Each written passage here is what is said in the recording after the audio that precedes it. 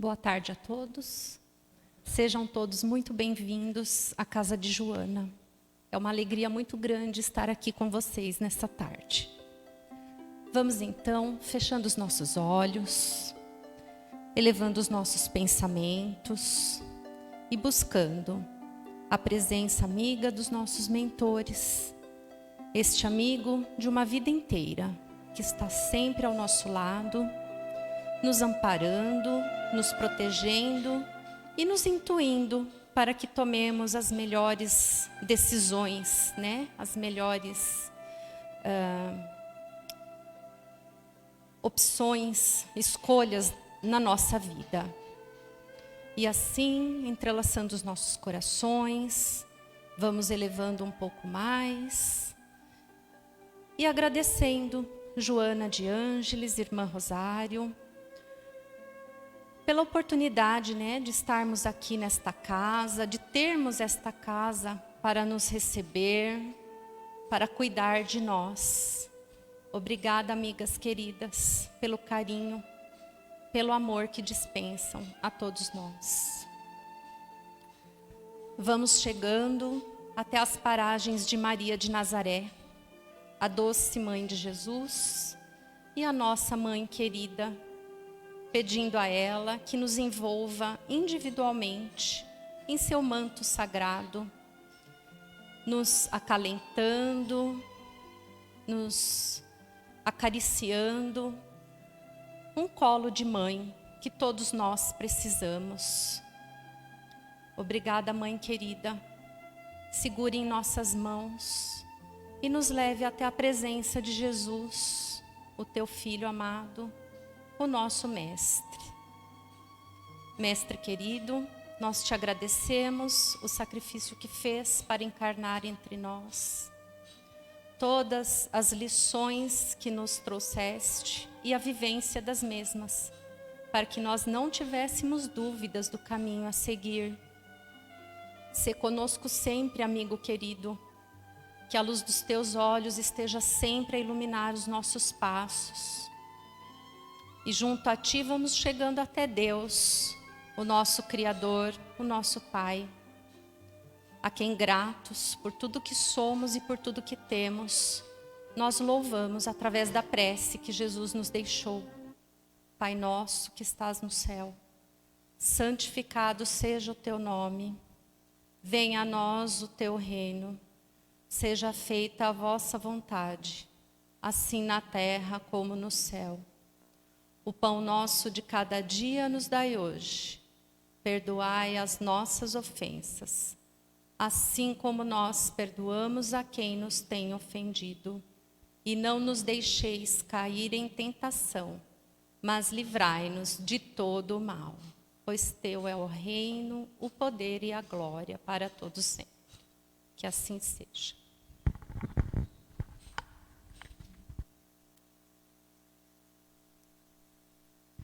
Boa tarde, pessoas lindas. Pedimos aos passistas que possam se posicionar no corredor central.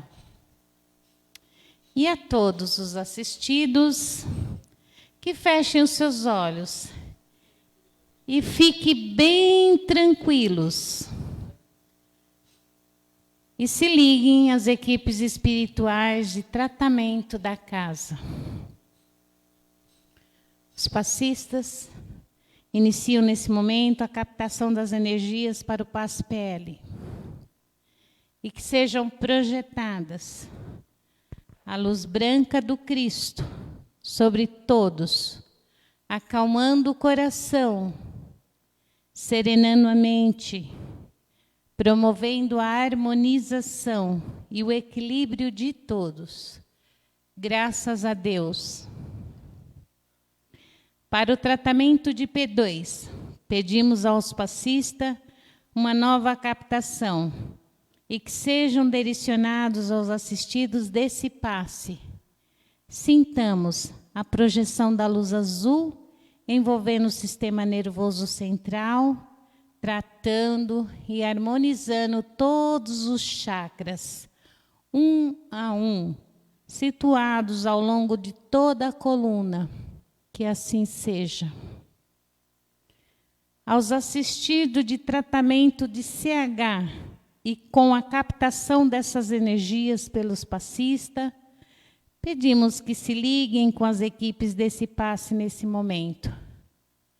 Vamos sentindo a projeção da luz rosa, que envolve suavemente cada assistido em muito amor e carinho, em muita paz, sentindo os corações serenando e harmonizando.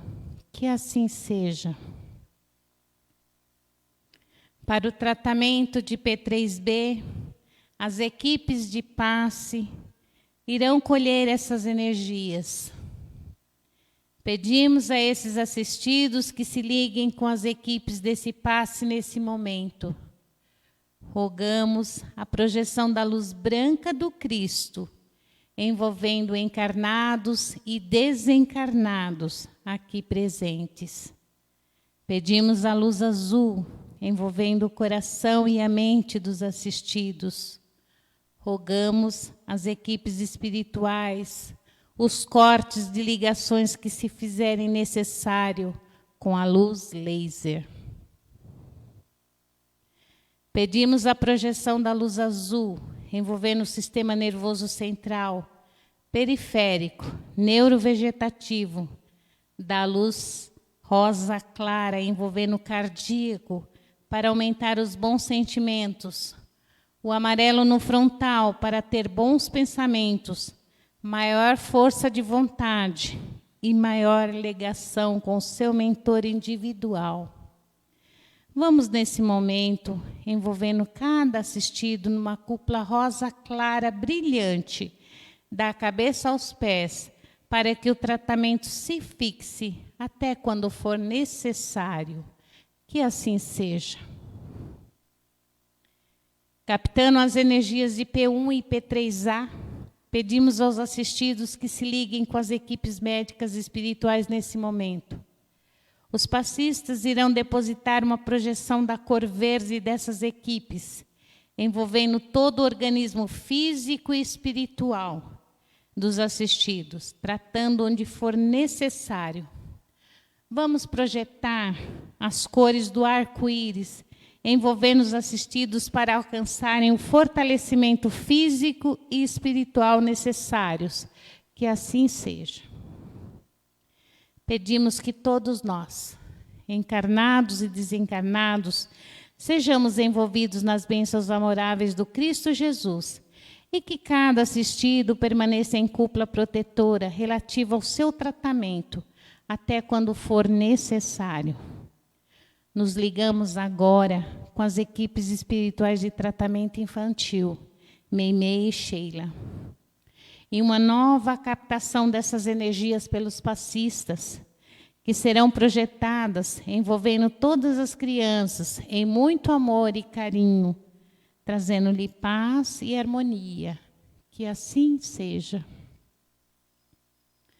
Agradecemos às equipes espirituais de passes por todos os tratamentos realizados e convidamos a todos a abrirem suas mentes e corações para a palestra a seguir.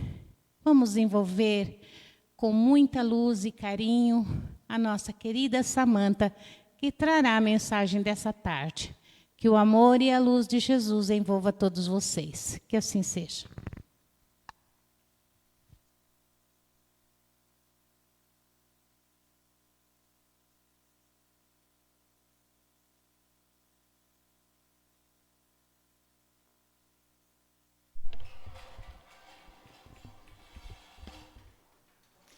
Boa tarde a todos.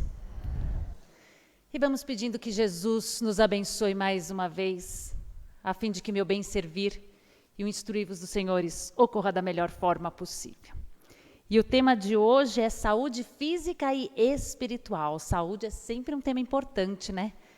Quem de nós não tem as nossas dores, pequenas ou grandes? Bom, nós vamos fazer o seguinte, nós vamos fazer uma viagem lá no começo da medicina. E vocês vão indo comigo para vocês poderem identificar cada um que época da medicina vocês estão. Que época vocês que época vocês mais se afinizam com a ideia do que seja doença e o que seja saúde, tá? Não precisa falar, cada um vai aí pensando. Então, nós vamos começar lá na pré-história. O que era doença na pré-história? Era algo mágico, que vinha de fora para dentro, e eles não sabiam explicar. Então, tinham aquela questão mágica, né? Aí tinha xamãs, aí tinham vários outros tipos de pessoa que faziam a cura, né, do doente. Era algo que vinha de fora, acometia, eles não sabiam explicar, e eles achavam que tudo isso era mágico. Será que algum de nós está assim? Ai, não, né, Samanta? Não estou lá na pré-história. Mas será que às vezes a gente não fala, ai, nossa, não sei de onde que veio, peguei um negócio, Será que a gente pegou assim do nada essa doença que a gente está? Será que... Então, se a gente pensa dessa forma tão mágica, ou a gente pensa que estamos, mas vai acontecer um passe de mágica, eu vou em determinado lugar e acabou minha doença. Eu vou, não num xamã, mas em alguma coisa mais moderna, eu não preciso mudar nada dentro de mim, meus hábitos alimentares, não preciso mudar nada. Mas eu vou, porque quem pensa aí, assim, ainda está na época da pré-história, a gente precisa acompanhar e desenvolver, né, na história. Depois tem a antiguidade. O que era na antiguidade? Eles ligavam a doença aos deuses, né? Ou a cura aos deuses. Então, por exemplo, lá na Índia, eu trouxe, por exemplo, um deus que era o Agni, que era do fogo. Então, eles entendiam que a febre da criança era a manifestação daquele deus do fogo. Então, vamos fazer uma oferenda para o deus do fogo e passou a febre daquela criança. Era essa crença que se tinha. Os hebreus, eles acreditavam que a doença era um sinal de que Deus estava bravo com a humanidade. Então, ele ficava nervoso, Deus ficava nervoso e mandava uma doença, caísse em quem caísse. Faz sentido isso? Mas muitas vezes, quando a gente recebe um diagnóstico, alguém que a gente ama, a gente recebe esse diagnóstico, a gente olha e fala, nossa, por quê? Para quem? Para ele. Como se tivesse dado a louca nele e ele jogou aquela doença num familiar bem que a gente gosta. Será que a gente ainda está nessa época da medicina e da doença? Às vezes, quando vem o diagnóstico, a gente acaba retrocedendo lá na pré-história, na antiguidade. Na Grécia também, né? Então, eles adoravam a deusa Higéia, por exemplo, da higiene, que era ligada à saúde, a higiene naquela época, né? Então, eles cultuavam esses deuses, tinham, né, as famílias mais abastadas, claro, tinham ali o altar e cultuavam aqueles deuses para que a família não adoecesse. Mais uma vez, imaginando que a doença vem de fora para dentro. Ou que Deus ficou nervoso, ou um Deus que não foi muito bem homenageado, e aí aconteceu a doença na sua família. Será que a gente às vezes pensa assim? Que a doença vem como Deus ficou bravo porque eu fiz uma coisa errada, ou a gente aponta uma pessoa doente e fala, esse aí fez alguma coisa para estar doente desse jeito. Será que a gente faz assim? Será que a gente está na antiguidade? Mas lá na Grécia, mesmo na antiguidade ainda, né, Deus sempre envia espíritos de luz para ir orientando a gente, né, ao longo de toda a existência da humanidade. E lá veio Hipócrates de Cos, que a gente conhece, né, o pai da medicina.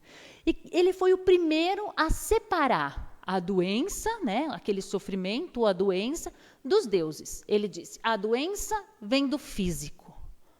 Nossa, foi um avanço. Já era um avanço essa separação. A doença está no físico da pessoa.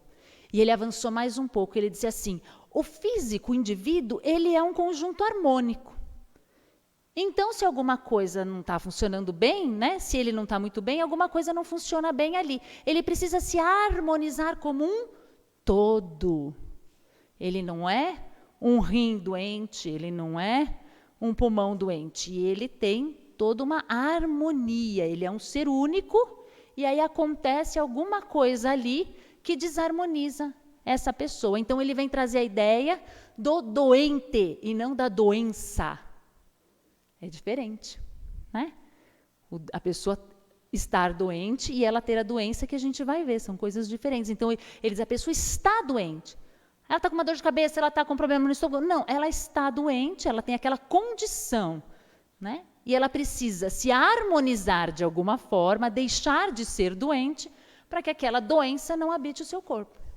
Então, ele já tinha essa visão ampla do ser. Olha que diferente. Então, quem já está aqui nessa ideia, né? Quem já consegue entender que é um ser mais integral, ele avançou. Mas depois veio o quê, gente? A Idade Média. A Idade Média é da Idade das Trevas, né? Onde o homem parou, né, de raciocinar, vamos dizer assim, né? Onde a questão religiosa, tudo foi suplantando toda essa situação do pensar. E aí a ideia de doença voltou lá para a ideia de religião, ou seja, Deus está punindo você, por isso você está doente. E ela associou a mais uma coisa essa questão da doença. A cura só vem pela fé, mas pela fé na contribuição financeira. Se você contribuir o suficiente, você será curado. Então, mais uma vez, a doença está fora da pessoa, não dentro. É um castigo, é um Deus bravo que te pune, mas que você pode negociar com ele, porque ele é um cara que aceita uma propina. Ele é né? Está bem na atualidade, ele aceita um negocinho ali para poder tirar a sua doença. Será que a gente está na Idade Média? Será que a gente ainda acha que essa doença veio porque a gente fez uma coisa errada no sentido grave como punição? Punição, eu estou falando. E que se eu entregar umas cestas básicas, se eu der uma negociada com Deus, estou fora, não preciso mudar meu hábito, não preciso fazer nada? A cura vai vir assim? Ou eu vou lá, faço uma oferenda, faço uma coisa, dou uma negociada com Deus e aí ele resolve minha doença. Será que a gente ainda está na Idade Média desse pensamento? Aí a gente vai, né, cada um vai se respondendo.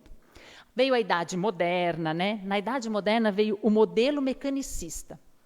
Então, o que se entendia nessa época? Que o homem era algo mecânico, né? Várias peças colocadas juntas e esse robô, vamos dizer assim, funcionava porque ele tinha essas peças que o compunham. Lógico que a gente teve a questão da anatomia, que surgiu daí, de ver que esse homem é composto de várias partes, isso é algo muito positivo. Mas nós tivemos o que se chama de nosologia, que é a classificação metodológica das enfermidades, a especialização, que por um lado foi bom, né? Hoje tem o especialista do dedinho, da unha, do pé, né? Só que se esse especialista ainda tiver pensando no corpo separado, ele dá o remédio para o pé, prejudica o estômago, não é assim? Aí o outro vai dar o remédio para o estômago, você fica com enxaqueca. E aí nós vamos sim, porque cada um vê aquela sua parte, sua especialidade, e aí enxerga, se você vai no gastro, você é um estômago para ele. Você não é a pessoa. Não todos os médicos, né? Eu estou dizendo nessa ideia mecanicista aqui. O que está quebrado nesse sistema? O estômago, vamos consertar ele. Aí ele vai e conserta. Aí prejudica o outro, né? Outra peça, vamos dizer assim. Porque é a ideia da especialização. Como eu disse, ela é positiva no sentido que permite às pessoas se aprofundarem, aquele médico se aprofundar naquela situação específica, o que é ótimo. Mas a gente não pode esquecer que fazemos parte de um todo, que nós não somos um pé, não somos um estômago, não somos uma cabeça, não somos um rim, nós somos, lá como Hipócrates falava, né? E o pessoal não deu muita atenção para ele. Nós somos um todo harmonizado, nós precisamos ter essa harmonia. Joana de Ângeles fala, inclusive, na saúde integral, do ser integral, ser completo, complexo, em todas as suas áreas. Então, nessa época da Idade Moderna, a gente vai de pedacinho. Será que a gente está na Idade Moderna? Vamos pensar. Então, eu estou com dor de cabeça, eu tomo remédio para a cabeça. Aí, depois estou com estômago, eu tomo dor para o estômago. Aí, a gente vai querendo consertar, sem entender que essa dor de estômago talvez esteja vindo de uma outra situação. Então, a gente só toma o remédio para tirar aquilo e acabou, porque nós somos só aquele pedacinho que está ruim na gente. Ou se a gente consegue entender que se a cabeça dói, é porque geralmente está associado, porque dormiu tarde, porque comeu chocolate, porque alguma coisa, alguma conduta. Mas eu não quero mudar essa conduta, eu quero continuar comendo isso, comendo aquilo, fazendo isso, fazendo aquilo, e eu vou tomando remédio para aquele órgão, porque é só ele é só aquilo. Eu não sou só aquilo, né? Então, a gente precisa lembrar que nós somos um todo. E às vezes saber que determinado prejuízo a um órgão, não adianta, vai refletir em todo o organismo, enquanto eu não resolver aquela situação daquele órgão. Então a gente tem que pensar, pré-histórica, não estamos na Idade Média, que fase? Agora estamos na Idade Moderna, mas já podemos superar esse tipo de pensamento, porque hoje já conhecemos outras coisas. Aí a gente teve século XIX, Revolução Industrial, os micro-organismos foram descobertos e a gente vai avançando aí na história, né? No século XX, a gente tem a multicausalidade. O que é a multicausalidade? É quando começa-se a entender que não tem uma causa aquela doença. Ela tem várias causas, né? Várias situações que, se somadas, levaram a pessoa a ter, ou leva a pessoa a ter aquele problema que ela tem de saúde. Então, multicausalidades. E vai se descobrindo esse ser mais complexo, esse ser que não é só o rim. E aí ele traz o ser que é biopsicossocial. O que é? Bio, que é do corpo, né? Então, o vírus, a bactéria que a gente pode adquirir de alguma forma, ele é bio. Psico, a nossa cabeça, né? Ele é um ser que pensa, que sente. Ele é um ser mais complexo.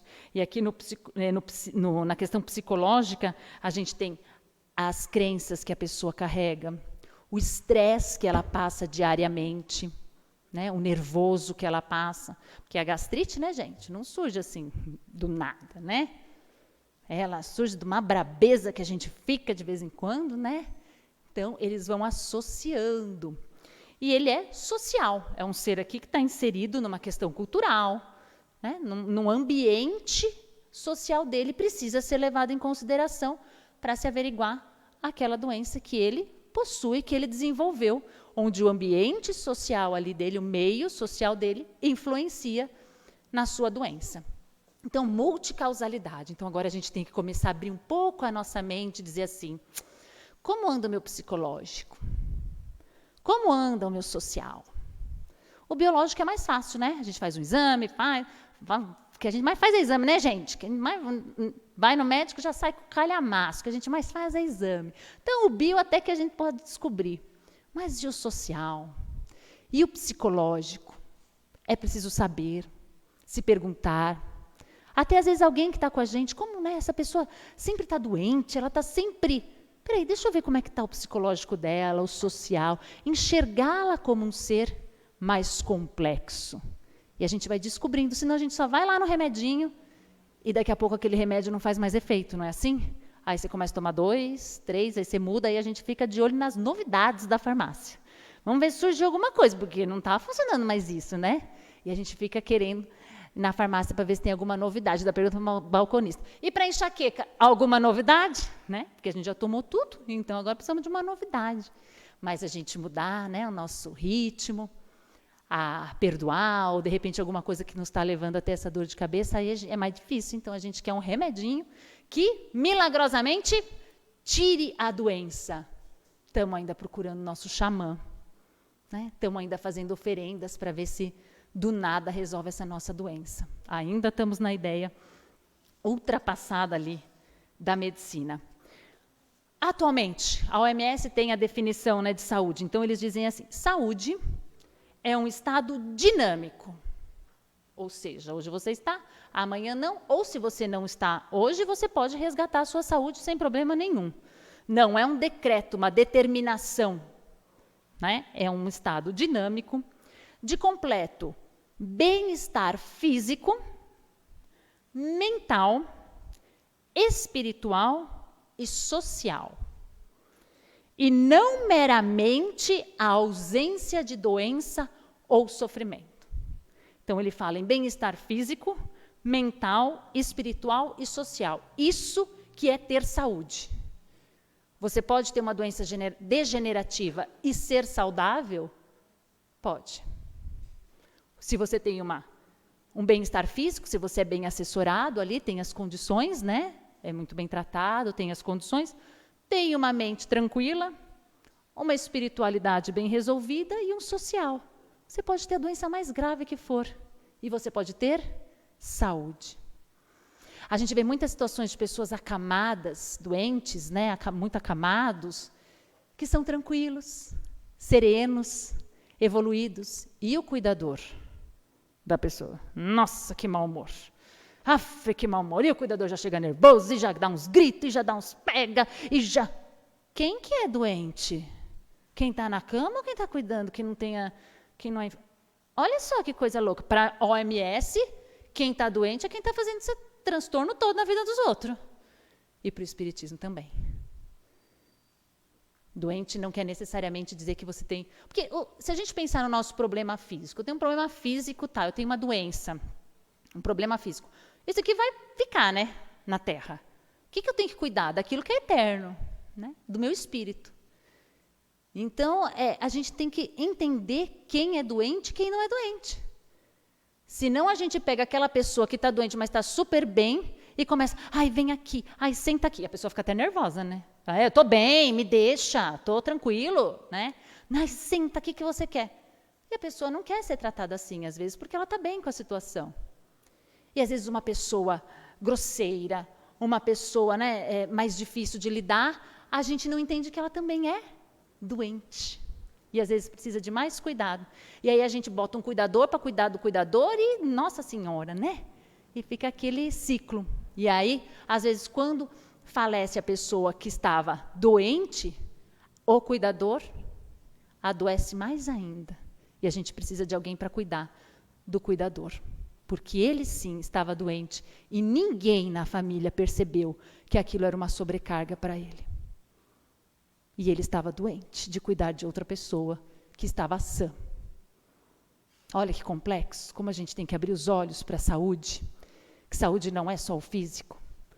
Então vamos cuidar dos cuidadores, que às vezes são as pessoas mais doentes dentro da situação, que às vezes precisam de um carinho, às vezes precisam de alguém dizer, você cuida? Muito obrigada. Porque ninguém tem obrigação de nada. Ninguém tem obrigação de nada. Ah, mas é minha mãe, mas não tem obrigação.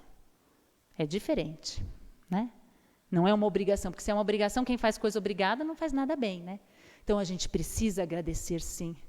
Precisa dizer, hoje eu vou cuidar de você, já que você cuida da mãe, pra gente. Precisa ser cuidado, porque às vezes ele está mais doente que o próprio doente. Porque a OMS está dizendo isso pra gente, né? Está dizendo que saúde não é só estar enfermo, ou pelo contrário, não é a ausência, né, de enfermidade que dá a saúde para a pessoa. Bom, já falei de toda a história, de todo mundo. E o Espiritismo? O que é a saúde para o Espiritismo? Aí a gente traz Emmanuel, e ele diz assim, saúde é a perfeita harmonia da alma. Para a obtenção dessa harmonia, né, muitas vezes há a necessidade da contribuição das moléstias e deficiências transitórias da terra. Então, a saúde é da alma, né? Não é do corpo. Porque, às vezes, preciso estar doente do corpo para curar a minha alma. Então, saúde, como a OMS está falando. Não interessa que você tenha uma doença física. Se você tem um bem-estar mental, físico, espiritual e social, você tem saúde. Isso aqui é transitório, isso aqui não representa nada, absolutamente, é só um instrumento da alma. Então, quem que tem que estar bem? A alma. E às vezes a gente utiliza, né, do sofrimento do corpo para que a alma seja uma alma saudável. E quantas vezes a gente vê isso, né? Como eu disse, pessoas acamadas, pessoas com doenças gravíssimas. E a gente sai de casa meio emburrado, encontra uma pessoa dessa e ela diz, oi, bom dia. E você fala, que vergonha, né? Porque eu sou doente, não ela. Então, a definição de doença vai ter que mudar dentro de nós. Porque se nós não tivermos a definição de doença como ela realmente é, a gente não tem como curar. Enquanto eu achar que a minha doença é só o meu estômago e ficar tomando um monte de remédio, não vou me curar. Quando eu souber que a minha irritação, a minha impaciência e a minha intolerância que me faz ter a gastrite, aí eu vou ter uma cura. Aí eu vou ter que mudar, e isso é muito mais profundo. Aí eu vou entender que a doença, né, da alma passa para o corpo para resolver o problema da alma, para a gente deixar de ser muito mais orgulhoso. Quem passa por doenças graves, né, e começa a desenvolver essa consciência, a pessoa diz, o que essa doença quer me ensinar? Não é isso? O que eu preciso aprender com essa situação? É exatamente isso. O que precisa passar pelo meu corpo para que a minha alma seja saudável? Então, eu digo assim, muitas vezes nas pessoas doentes, a gente conversa e diz assim, você não está num processo de doença, você está num processo de cura. Você está curando a sua alma. Você não está doente. E a gente precisa mudar essa ideia. Isso que está acontecendo, esse diagnóstico, essa situação, não é um processo de doença, é de cura. Você agradeça, né, Joana fala, você está sendo curado. Então a gente pergunta, né, se você realmente está doente. Para reforçar essa ideia da doença e da saúde na alma, tem um livro que chama Saúde Integral, da AME, que são vários artigos. Eles fazem a relação entre religião e saúde. E eles trazem que há mais de 1.200 artigos, né, científicos sobre como a religião, ou ter uma religião, ajuda as pessoas que estão passando por uma dificuldade. Eles trazem várias conclusões de vários artigos, mas eles chegam a conclusões, observando vários artigos juntos, de que a maioria deles diz que a religião, aqui a gente está falando religiosidade, né, estar ligado a Deus, não importa qual que seja a religião, ela diminui a incidência de depressão e aumenta a recuperação do paciente. Outra conclusão, quanto maior o envolvimento da pessoa na religião, maior a sobrevida quando é diagnosticada com uma doença, além de retardar o processo de degeneração senil. Você estar ligado. E aí a gente fala, envolvimento religioso capaz de gerar transformação. Não é ir lá adorar a deusa Egeia, adorar o Deus sei lá o quê. Não é isso. É uma religião que te transforme, faça com que você lide bem com esse momento que você está passando, como a gente falou, né? Compreenda o que ele quer te ensinar e seja saudável na doença. É possível? É possível. E a gente vai aprendendo que sim. Tem gente que tem uma saúde, ó, a gente brinca, né? De ferro, a gente ainda comentava, né? De ferro. Mas é tão doente. É tão doente, não é? Que seja a doença física a nos acometer para salvar a nossa alma. Que a gente, então, pense sobre saúde, sobre doença. Reflita, porque a visão espírita te traz isso. O espiritismo diz para você agora que você esteja doente. Não existe um Deus que te odeia. Deus te ama. E se você sofre com a doença, ele sofre muito mais, pode ter certeza. Não é um castigo. Transforme-se.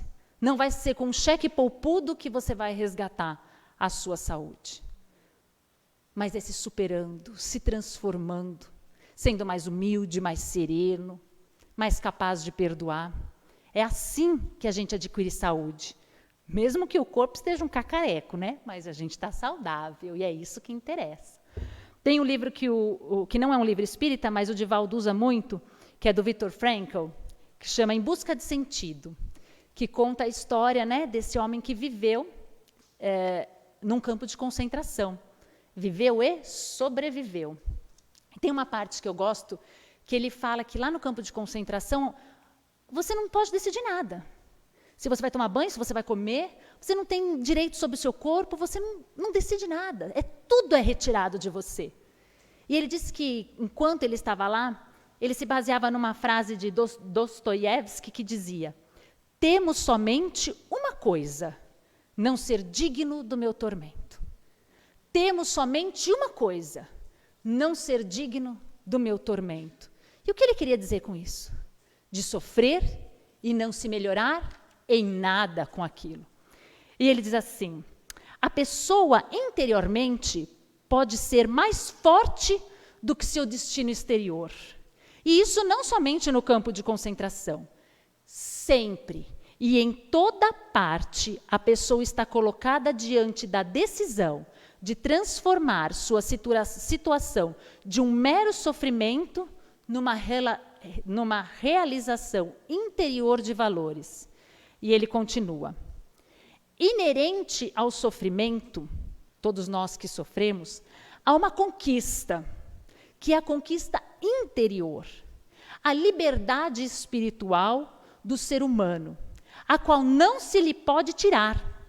Permite-lhe, até o último suspiro, configurar a sua vida do modo que tenha sentido, diante de qualquer sofrimento. Vamos dizer aqui da questão da saúde. Cabe a nós dizer se estamos doentes ou se estamos saudáveis. Isso vai depender de como enfrentarmos o nosso sofrimento. Que todos nós sejamos dignos dos nossos tormentos. Boa tarde, obrigado pela atenção.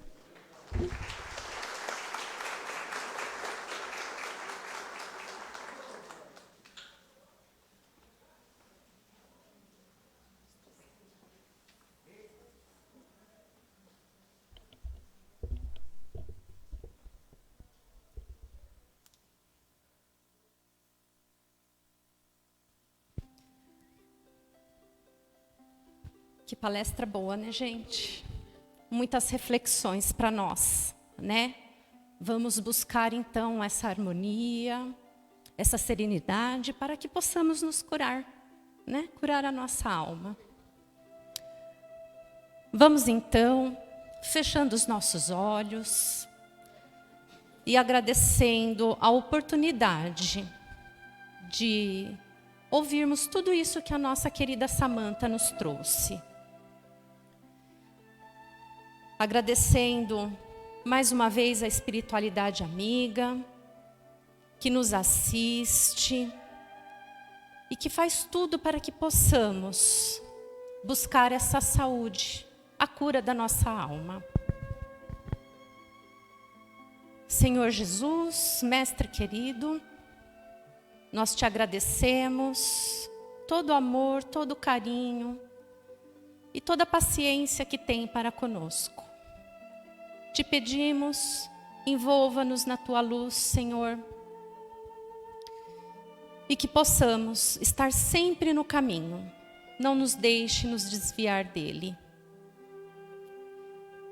Senhor, cuida de todos nós, humanidade, encarnados e desencarnados do planeta Terra, que todos nós possamos estar no seu amor e na sua paz. Visite os nossos lares, os nossos familiares, que possamos estar sob a sua proteção. Ao voltarmos para as nossas casas e para os nossos locais de trabalho, abençoa a nossa semana. Que assim seja, Senhor, graças a Deus.